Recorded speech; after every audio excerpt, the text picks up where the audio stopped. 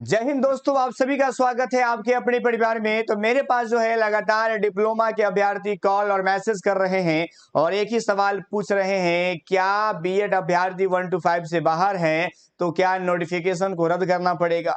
लोग कह रहे हैं कि नोटिफिकेशन जो है वो रद्द करना पड़ जाएगा, क्योंकि इस नोटिफिकेशन में कहीं पर वर्णित नहीं किया गया है कि माननीय सुप्रीम कोर्ट के आदेशानुसार जो है आने वाले समय में हम फैसला लेंगे। उसके लिए प्लस पॉइंट है, इसलिए सर अब नोटिफिकेशन रद्द हो जाएगा, मुझे दोबारा एग्जाम देना पड़ेगा और फिर से तैयारी करनी पड़ेगी। बहुत परेशान हो गए थे तब जाकर हम एग्जाम दिए थे। देखिए, परेशानी का जहां तक मामला है, चाहे वो डीएलएड हो चाहे वो बीएड हो, दोनों अभ्यर्थियों ने इस पेपर को देने में परेशानी का सामना करना पड़ा। ये तो अलग बातें हो गई, लेकिन सत्य की बात होती है हमेशा, और सत्य क्या है ये समझना आप सभी के लिए जरूरी है। और सत्य ये है कि बिहार सरकार जो है अपने नोटिफिकेशन में इस बात का उल्लेख किया था कि जो भी निर्णय होगा वो आगे हम करेंगे। मैं इसका प्रमाण आपको बिहार सरकार के उस नोटिफिकेशन से देना चाहूंगा, जिसे आप और हम सब लोग ने देखे थे। देखिए, देख सकते हैं यहाँ पर ये बिहार सरकार का नियमावली 2023 है और जिसमें इस बात का उल्लेख किया गया था। क्या उल्लेख था इस बात को आप भी देखेंगे, और फिर जो व्यक्ति कह रहे हैं कि नोटिफिकेशन को रद्द करना पड़ेगा, उनको आप इस वीडियो जरूर शेयर कर दीजिएगा। और भ्रमित तो आपको रहना ही नहीं है डिप्लोमा के अभ्यर्थी को।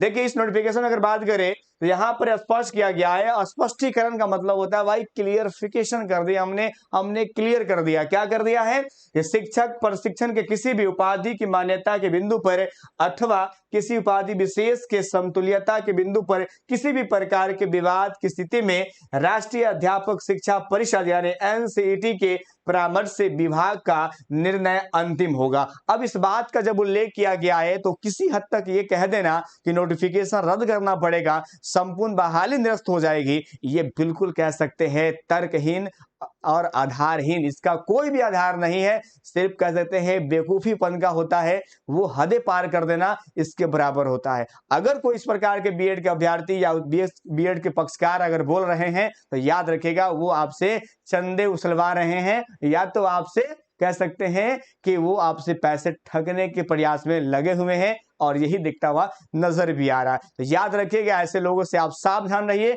और ऐसे चीजों को बिल्कुल ना देखें जो फर्जी और कह सकते हैं कि तर्कहीन बातें करता हो। अगर उनको पास अगर ये बातें नहीं है तो ये वीडियो जरूर शेयर कर दीजिएगा, उनको कहिएगा किसी भी हालत में नोटिफिकेशन रद्द होने वाला नहीं है, क्योंकि ऑलरेडी एनसीईटी के गाइडलाइंस के अकॉर्डिंग ही किसी कह सकते हैं नियमावली को बनाया जाता है। तो स्वाभाविक सी बातें हैं, एनसीईटी की गाइडलाइंस आ चुकी है कि 1 to 5 में बीएड को नहीं लेना है, अर्थात ये तो हवाला ऑलरेडी बिहार सरकार के पक्ष में है और उनके नोटिफिकेशन पर किसी प्रकार का खतरा भी नहीं। उम्मीद करते बात समझ में आ गया होगा। मस्त रहिए और सरकार से और कह सकते हैं कि अपने अधिकार के लिए लड़ते रहिए। सबको अधिकार मिलेगा, चाहे वो डीएलएड हो चाहे वो बीएड हो। याद रखिएगा, इस विवाद की वजह से बीएड अभ्यर्थी जो नई बहाली प्रक्रिया आने वाली थी, उस बहाली प्रक्रिया में भी कह सकते हैं तैयारी में नहीं लगे हुए हैं। दूसरी बात यह है कि बिहार सरकार भी तकिया लगाकर सो गया है। उनको क्या जरूरी है, आपस में लड़ रहे हैं, मुझे क्या, मैं तो इस लड़ाई को देख रहा हूं। यही बिहार सरकार कर रही है। पता है बिहार सरकार 1 to 5 में बीएड नहीं है तो वो नई बहाली को प्रारंभ करते ताकि बीएड अभ्यर्थी को वहां पर कह सकते हैं कि उसको अधिकार मिल सके, लेकिन नहीं, आपस में लड़ेंगे ताकि बिहार सरकार का समय पास होगा, ताकि वो चुनाव का वक्त आ जाएगा। लेकिन समझदार लोग समझ रहे हैं बिहार सरकार की रणनीति, बिहार सरकार बीएड अभ्यर्थियों को अधिकार दे और नई बहाली प्रारंभ करे, लेकिन वो चीजें जो खत्म हो चुका है उस पर लगातार आपस में लड़वाना ये कहां तक उचित है। मिलेंगे आपसे नेक्स्ट वीडियो में शाम 6 बजे लाइव में। जय हिंद, जय भारत।